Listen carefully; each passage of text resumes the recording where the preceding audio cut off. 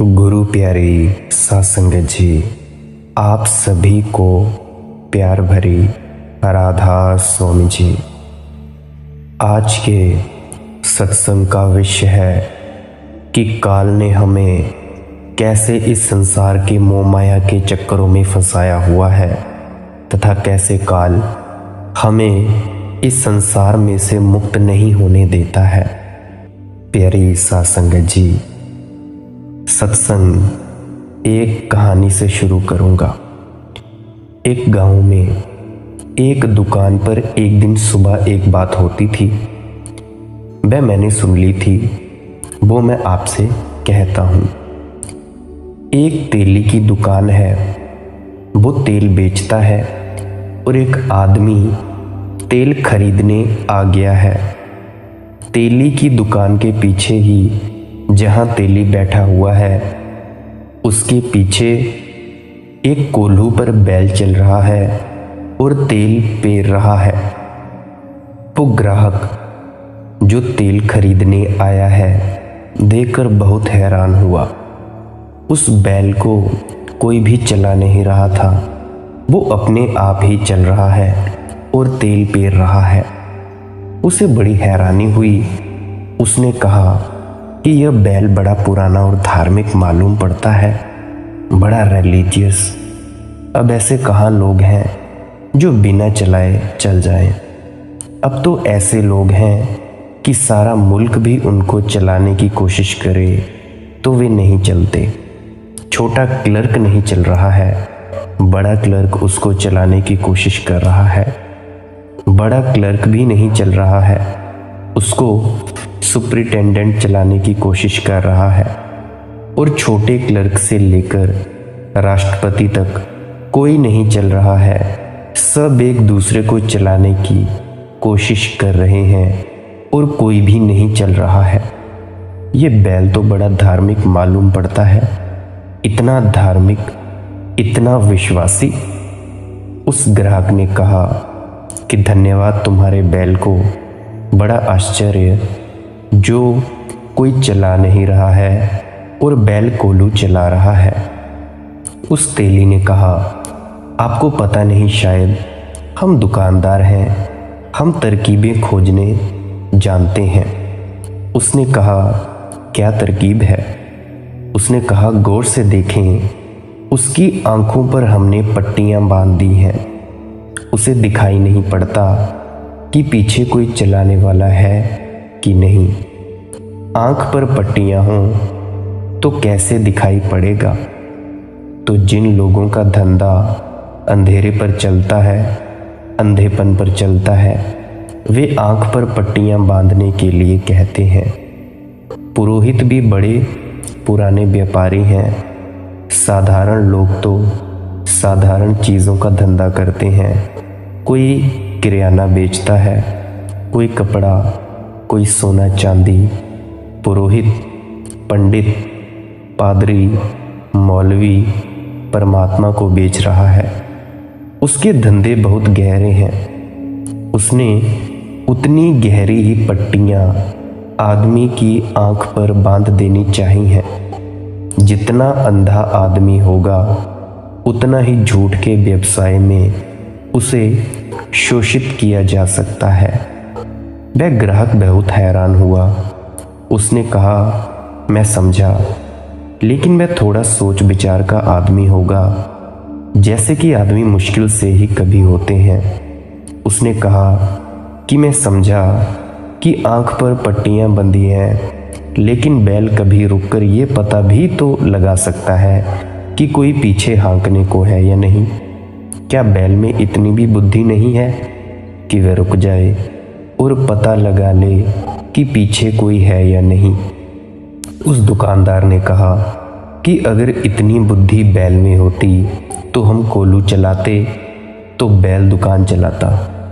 हमने उसके गले में घंटी बांध रखी है, बैल चलता रहता है, घंटी बजती रहती है। हमको पता है कि बैल चल रहा है। घंटी ज़रा रुकी कि मैं उचका और बैल को चला गया। उसको ये ख्याल नहीं पैदा होने देता कि मैं हमेशा पीछे मौजूद नहीं रहता हूँ। घंटी बजती रहती है।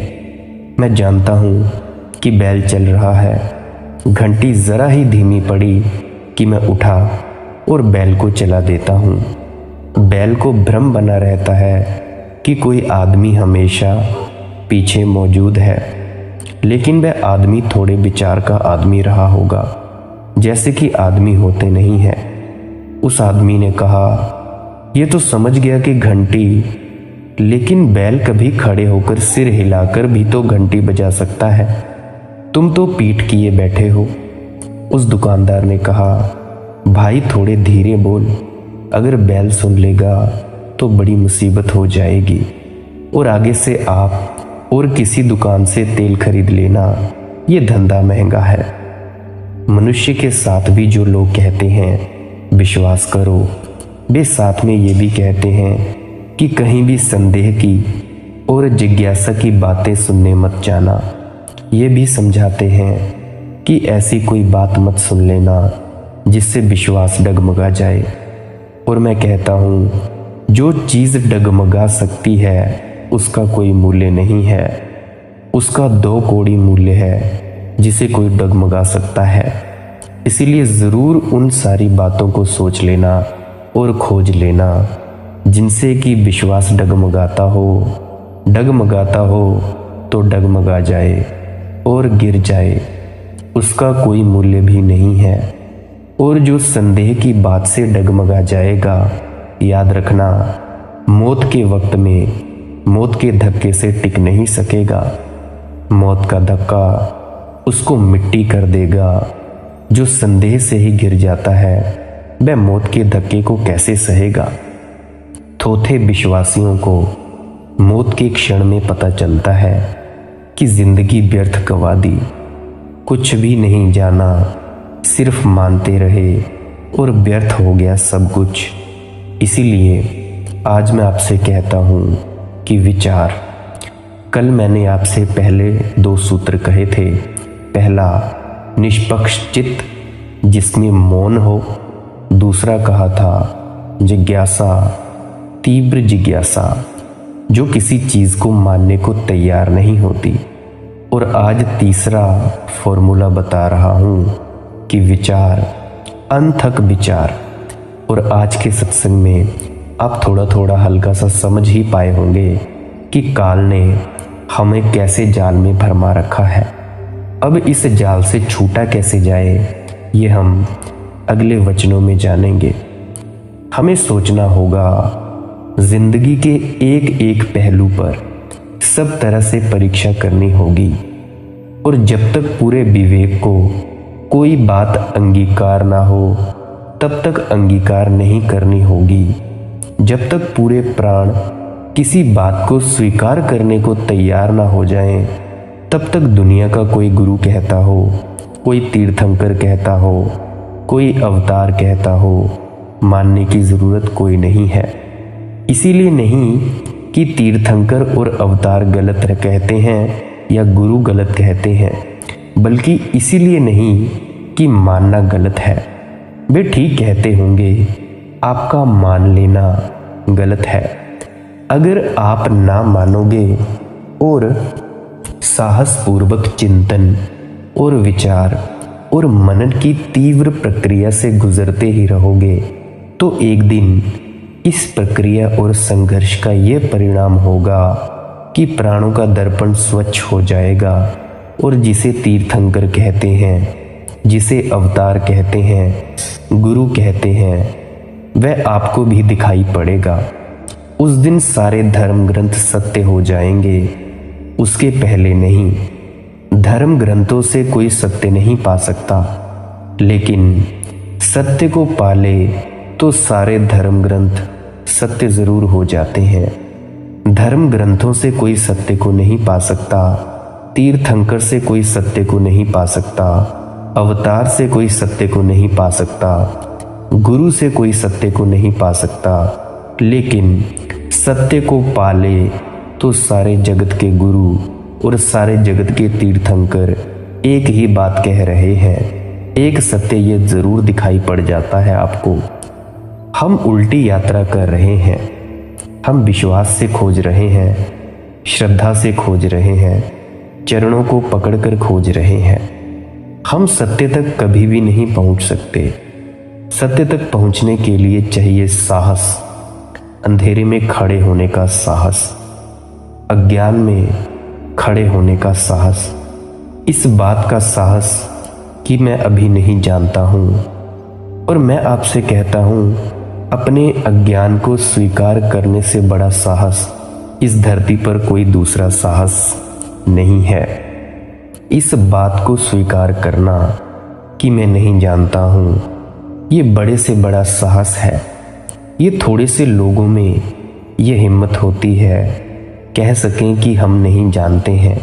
वे थोड़े ही लोग यात्रा पर निकलते हैं खोज की, क्योंकि जो नहीं जानता है उसके प्राणों में एक पीड़ा और एक द्वंद्व शुरू हो जाता है कि मैं जानूं, और जानने की यात्रा शुरू हो जाती है। अभी ऐसा देखें, उदाहरण के लिए अगर कोई कहे कि फलाने आदमी ने वो ऐसा करतब कर दिया है, या फलानी जगह पे कोई इंसान कुत्ता ले आया है और उस कुत्ते का रंग काला नहीं बल्कि रंग बिरंगा है, तब आपकी उत्सुकता होगी कि हम उस रंग बिरंगे कुत्ते को देखें। अगर 20 लोग आए और आपको कह दें कि भाई कुत्ता रंगीन ही है, और अगर आप मान लें, उस कुत्ते की तरफ जाएं ना, उसको देखने ना जाएं, तो आपसे बड़ा बेवकूफ़ नहीं होगा कोई। पर जब आप अपनी जिज्ञासा से भरे हुए अपने चित्त को लेकर जाएंगे और सोचेंगे कि भाई हो सकता है ये इंसान झूठ कहते हो सकता है ये इंसान कुछ और कहते हो, और जब आप खुद चलकर उस कुत्ते को ना देख लें जो रंग बिरंगा हो और आप जाने कि वो कैसा है, तब आप पूरे जानकर कह पाएंगे कि जी हाँ, यह कुत्ता वैसा ही है जैसा लोग कहते हैं। ठीक ठीक इसी प्रकार ही संत महात्मा जो भी उपदेश देते हैं वो अपनी आंखों से देखा उपदेश बयान करते हैं। वो कोई लिखा पढ़ी की बात नहीं करते हैं कि भाई कहीं से किसी ग्रंथ से पढ़ लिया तो वो बात कह दी।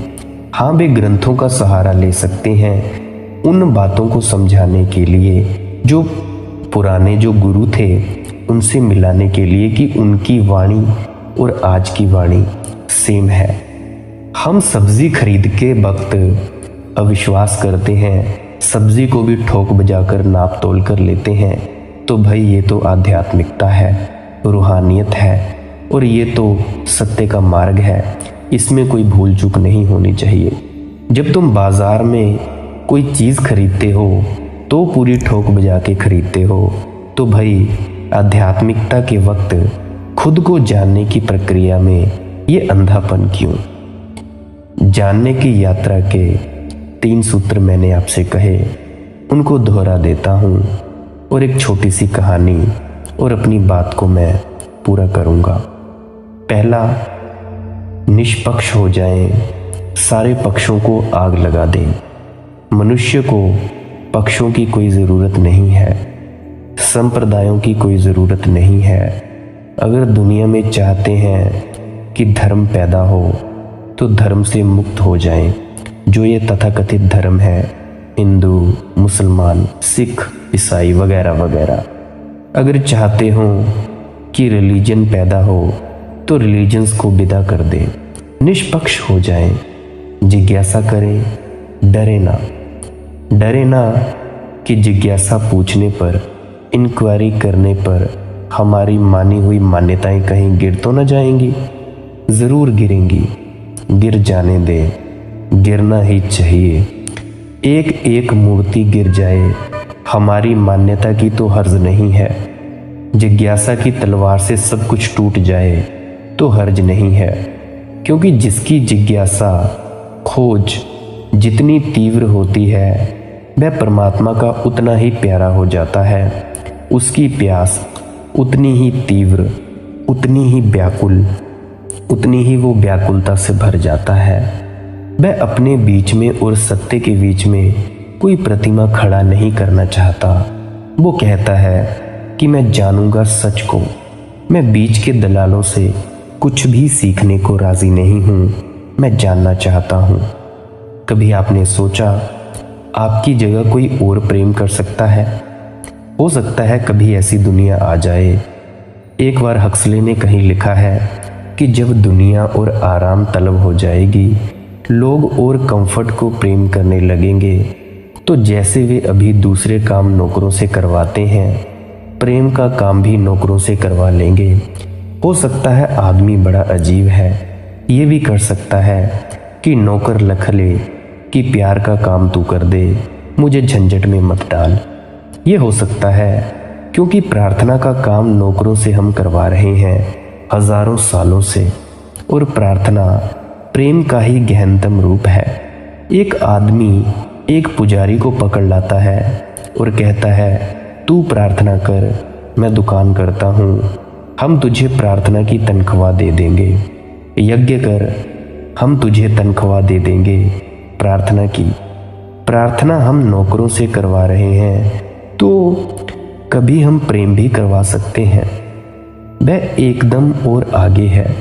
परमात्मा और अपने बीच नौकर को लिया, प्रेमी और अपने बीच भी नौकर को लेने में कौन सी कठिनाई है, कौन सी तकलीफ है? नहीं, लेकिन जिज्ञासा जिसकी तीव्र है वह बीच में किसी को लेने को तैयार नहीं है।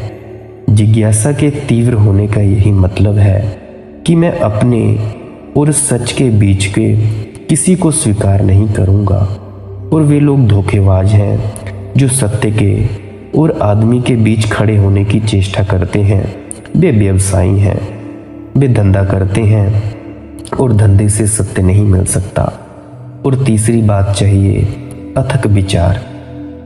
चाहे सारा जीवन आग से भर जाए, चाहे सारी श्रद्धा खो जाए, सारी सांत्वना खो जाए, सारा संतोष खो जाए, जीवन एक चिंता और एक एंग्जाइटी बन जाए, लेकिन विचार का साथ मत छोड़ना, क्योंकि विचार ही वह नाव है जो विवेक तक पहुंचती है, और विवेक ही वो दर्पण है, वो शीशा है जिसमें सत्य की छवि अंकित होती है। विचार है नाव, तूफान आएंगे, किनारे पर खड़े रहने में एक सुख है। वहाँ तूफान नहीं आते, आंधियाँ नहीं आती, डूबने का और मरने का कोई भय नहीं होता। इसीलिए कम साहसी लोग विश्वास के किनारे पर खड़े रह जाते हैं। हिम्मतवर लोग विचारों की नाव लेते हैं और अनंत सागर में छोड़ देते हैं, जहाँ तूफान है, आंधियाँ हैं, मरने का डर है। लेकिन जो आदमी मरने का डर उठाने का हिम्मत नहीं रखता, वह आदमी जी भी नहीं पाता। ये याद रखना, जीने की उतनी ही पात्रता गहरी होती है जितनी मौत में उतरने की क्षमता होती है। जो मरने को जितना स्वीकार करता है वह उतने ही गहरे अर्थों में जिंदा हो जाता है। तो किनारे पर बैठे हुए लोग हैं, विश्वास के किनारे पर, वहाँ संतोष है, शांति है। बैठे हैं, सागर की घबराहट नहीं है, डूब जाने मर जाने का डर नहीं है। विचार की नाव डगमगाती है, हजारों बार डगमगाती है। आंधियाँ आ जाती हैं, पानी भरने लगता है, ऐसा लगता है कि गए अनेक बार मन होता है कि लौट चलो विश्वास के किनारे पर, जहाँ सारे लोग शांति से बैठे हैं। लेकिन अगर दूसरे किनारे तक पहुँचना है जहाँ की सत्य है, तो ये बीच का सागर पार करना ही होगा। मैं इसको ही तपस्या कहता हूँ। विचार तपस्या है। तपस्या धूप में खड़े रहना नहीं है, वे सब सर्कस के खेल हैं।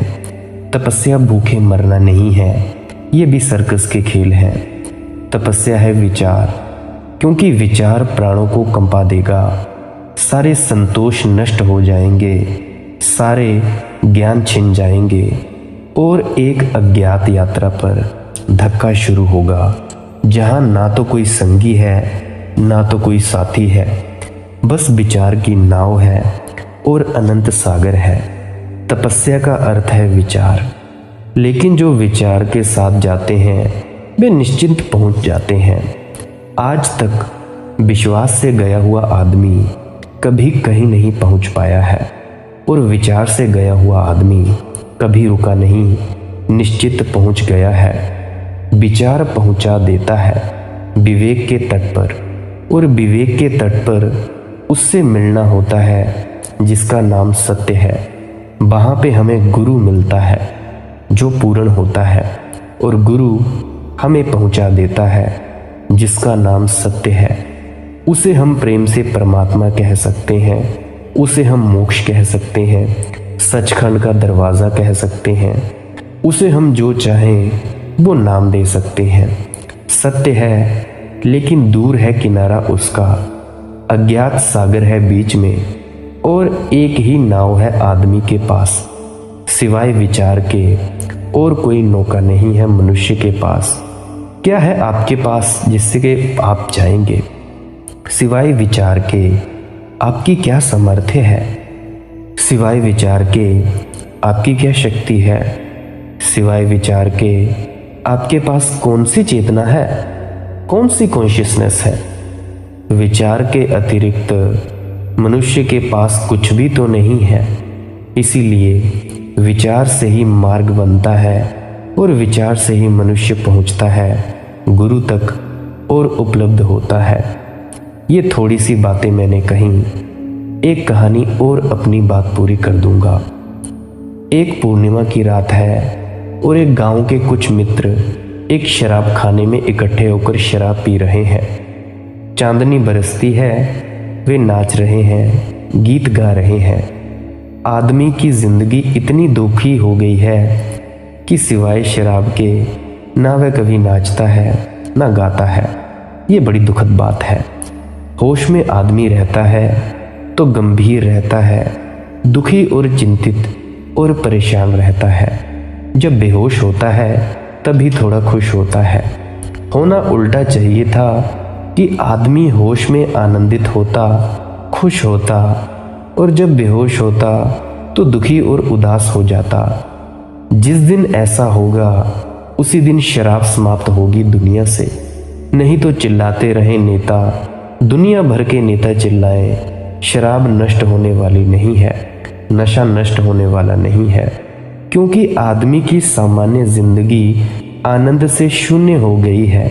वो सिर्फ शराब और नशे में आनंदित महसूस करता है। वे नाच रहे थे, गीत गा रहे थे, वे नशे में थे। फिर किसी ने कहा कि अरे पूर्णिमा की रात है, और उन सबने आकाश की तरफ आंखें उठाई। होश में कोई आदमी आकाश की तरफ देखता ही नहीं। तुम खुद को देखो, तुमने कब अपनी आंखें आकाश की तरफ उठाई? चांद को कौन देखता है? मुंबई में तो शायद ही किसी को पता चलता होगा कि पूर्णिमा कब आती है और कब निकल जाती है। मैं कुछ वक्त पहले दिल्ली गया था तो वहाँ पे भी इतना ज़्यादा पॉल्यूशन था, इतना ज़्यादा वहाँ के लोग बिजी थे कि मुश्किल से ही कोई लोग दूसरे की भावनाओं को समझ पाते होंगे और आसमान की ऊंचाइयों को देख पाते होंगे। उनका भी बेहोशी में सिर ऊपर उठ गया। चांद? और किसी ने कहा क्या ही अच्छा हो कि हम चले नदी पर, हम नौका विहार करें, ऐसी बरसती चांदनी। वे नौका पर पहुंच गए नदी पर। मछुए जा चुके थे, वे एक नाव में सवार हो गए। उन्होंने पतवारें उठा लीं और नाव का खेना शुरू कर दिया। आधी रात थी, सुबह होने के करीब आ गई। तब सुबह की ठंडी हवाएं चलीं और थोड़ा होश आया उन्हें। उनमें से एक ने कहा हम पता नहीं कितनी दूर निकल आए और ना मालूम किस दिशा में अब लौटना पड़ेगा। सुबह होने के करीब हो गई। अब घर के लोग याद करते होंगे तो कोई एक व्यक्ति नीचे उतर जाए और देखे कि हम कितनी दूर आए हैं। एक व्यक्ति नीचे उतर आया और उसने कहा कि पागलों, सभी नीचे उतर आओ, हम कहीं भी नहीं गए, नाव कहीं भी नहीं गई है, नाव वहीं की वहीं खड़ी है जहां हम रात खड़े थे। वे सब लोग नीचे उतरे और दंग रह गए। असल में वे नाव की जंजीरें जो किनारे से बंधी थी उसे छोड़ना भूल गए।